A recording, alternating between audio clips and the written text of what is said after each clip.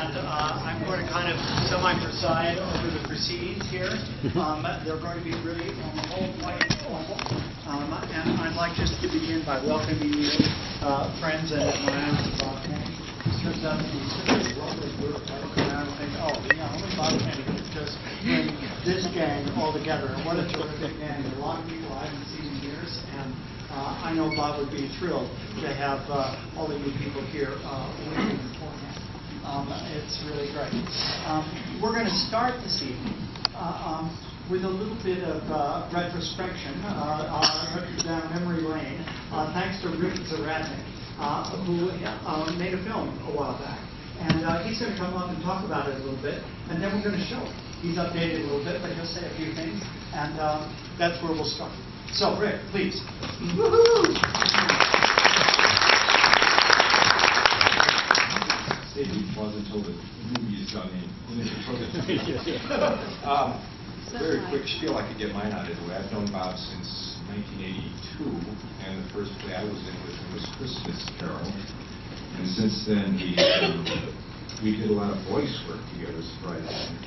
We'd always call on Bob to do a character voice when no one else could do it. And he's been a director, a fellow actor friend, and Bob does have quite a sense of humor, as you'll see in this silly take we did back in 2000. It was a fundraiser at the Fine Arts Center. And a lot of people didn't know that Bob had quite a career before he came to Colorado Springs, as this short film will demonstrate.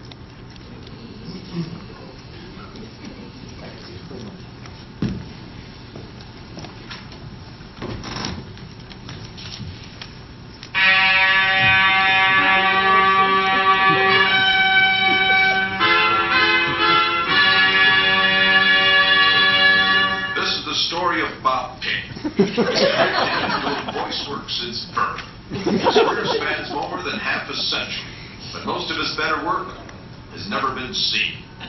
Most of Bob's work is on the cutting room floor with these rare photos showing his choice in many feature films.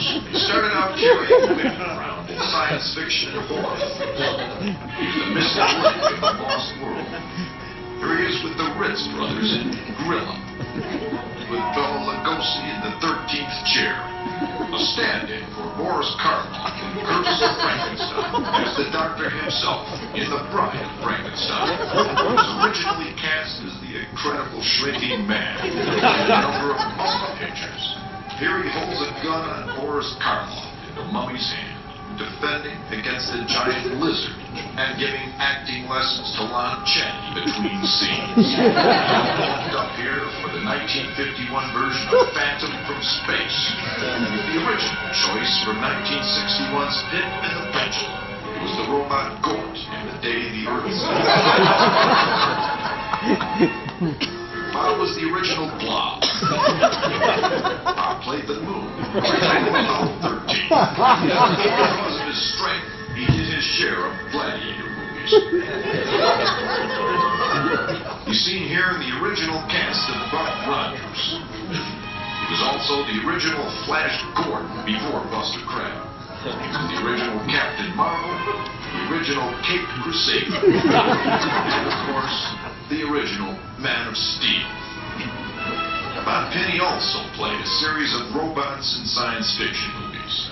He was Robbie the Robot. E.T. was originally with the Rat Man. He did voice work with big-name stars at NBC. He had some celebrity golf partners. He even played center field with the original Chicago White Sox. Often played stuntman for Sean Connery in the 007 series. And of course, he was Zorro. Let's hear what some of his close friends and acquaintances have to say about Bob. Now you have guaranteed me anonymity for this interview. Yes. I understand that you have some kind of technique where you can block me out and nobody will know who I am. Right. All right. Well then.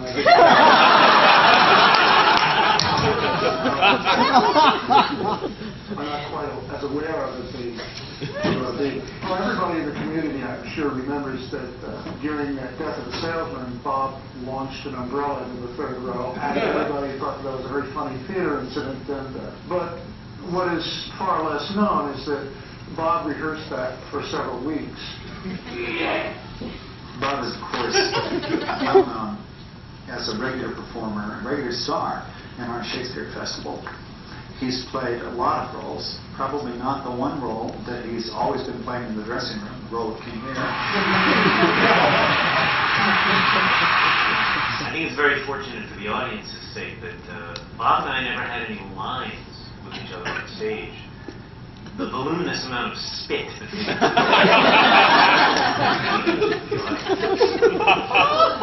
I was the understudy for the three women in King Lear, and that was when I really got a chance to know Bob. I didn't know Bob that well beforehand. What I knew of him was that he taught a class on how to articulate, and people wanted that class, but after they took the class, they were never quite the same again. He just kind of left quite a lasting impression on people with that class. And when I was practicing my lines for King Lear one day, I saw that he heard me, and he walked over to me, and he said this to me: "No, girl, it is for. They say for in Shakespeare, not fur." And walked away, and I cried. His whole heart and soul and spirit into this performance, you know, and you can just tell that as King Lear was losing grasp of reality, so was Bob. Yeah, the experience of working with Bob on Lear was phenomenal, memorable. It'll stay with me for the rest of my life. He reached levels of character that have to be just ingrained in him as a person, you know. In fact, a couple weeks ago we had a pretty bad thunderstorm, and I was walking across campus at ECCS, and there was Bob, naked, running around the campus. Where's my daughter? Where is my daughter? Bob was an incredible person to work with. You know, I was very grateful for that kind of, it was called pleather that we wore, but it had this sort of impermeable, it was like a raincoat, and that was very necessary, because Bob got into his part, and, you know, I'm surprised, actually, that more than just spit didn't go flowing out of his mouth, but it was good. It was good to have that pleather as a guard, you know, kind of a bodyguard for the... Early in the process of King Lear, it was determined that in the first scene, my character Albany, along with Cornwall and the sisters, would all kneel and bow when the king entered the room. And apparently Bob got it into his mind that it should only be that way during the rehearsals. Bob Pinney, the most incredible person, the most incredible actor I've ever worked with. And working on King Lear was a supreme privilege. We worked so hard, and he worked hard on strengthening his arms so that he could carry me on stage every night, which was quite a feat, I must say. Except for the fact that he dropped me every night. Actually, being there was because Bob was going to be there every now and then, so you get an opportunity like that. And I played the typical don't shoot the messenger role, of course. I brought the bad news from his daughter, and then I was supposed to be kind of uppity and treat him bad. But you can imagine how Lear responded to that. He was the pal right in the kisser. And of course, Bob was very professional, you know. He usually had that stage slapped down cold. But I never knew for sure. One night or two nights, bam, he really hit me hard. It was just like bells, flowers, stars, birds. I had the pleasure of playing cello for Lear, the Lear performance. Bob was fantastic, and he was right there as Lear every moment.